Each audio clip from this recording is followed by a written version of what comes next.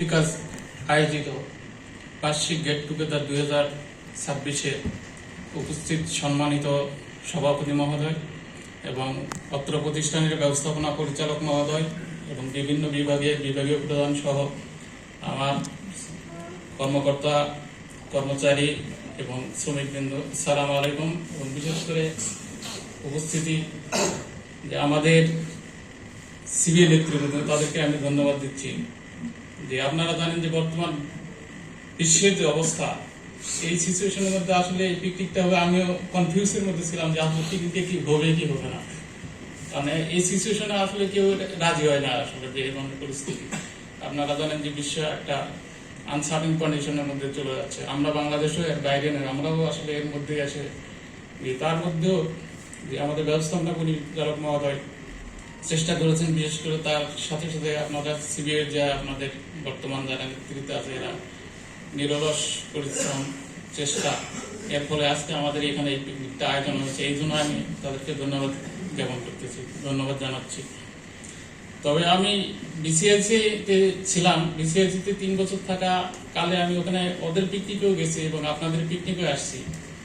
আপনাদের পিকনিক আমার ভালো লাগে, এখানে প্রত্যেকবারই আসি। তবে মাঝখানে যদি কোনো পারিবারিক আসতে পারি না, যেমন গতবার আসতে পারি না। আমাদের বিসিএসিতে একটা জিনিস দেখছি, এটা এখানে অ্যাপ্লাই করা যায় কিনা। যেমন ওখানে আসলে শ্রমিক কর্মচারী যে অফিসার নিয়ে কিছু ইভেন্ট হয়, ধরেন এই দৌড়াদৌড়ি বা এই ফুটবল টাইপের কিছু খেলা হয়, অথবা আরো রশি টানাটানি।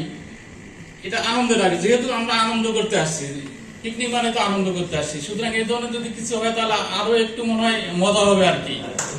যেহেতু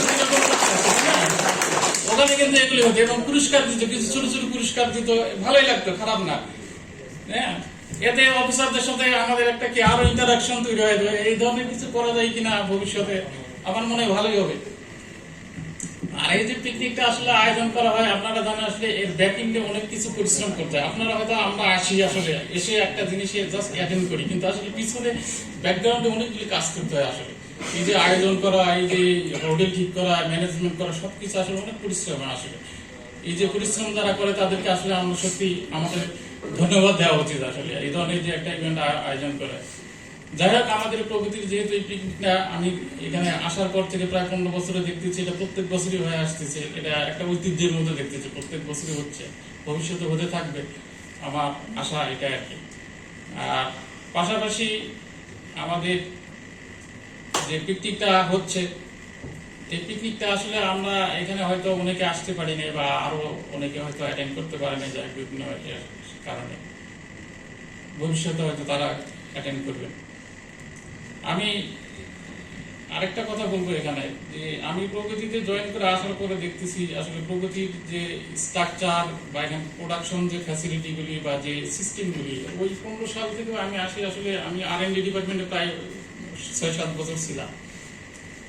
একটা কিছু করতে চাচ্ছি, কেন যেন হচ্ছে না। আসলে আপনারা নিজেরাও জানেন যে আমাদের অবস্থা কি, এটা সবাই জানেন। আপনারা জানেন না? জানেন। আসলে আমাদের একটু ভালো কিছু আসলে দরকার, বিশেষ করে একটা অ্যাসেম্বলি প্ল্যান দরকার।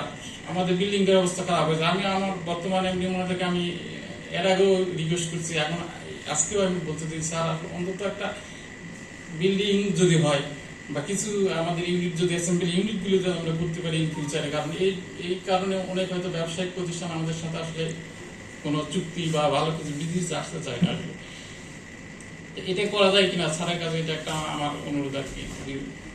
যেহেতু আমরা একটা প্রতিষ্ঠানে চাকরি করতেছি, এটা যদি ভালো থাকে এটা আমাদেরই ভালো। ভবিষ্যতে এটা আরো এই ধরনের কোনো কিছু করা যায় কিনা। আর বর্তমানে আমাদের ব্যবসা যা চলতেছে আপনারা জানেন, হয়তো ভবিষ্যতে আরো ভালো হবে আশা করি আমরা। এবং আপনারা সবাই ভালোভাবে এনজয় করেন এবং পিকনিক সবাই সুস্থ থাকেন, এই কামনা করে আমি শেষ করছি। আসসালামু আলাইকুম।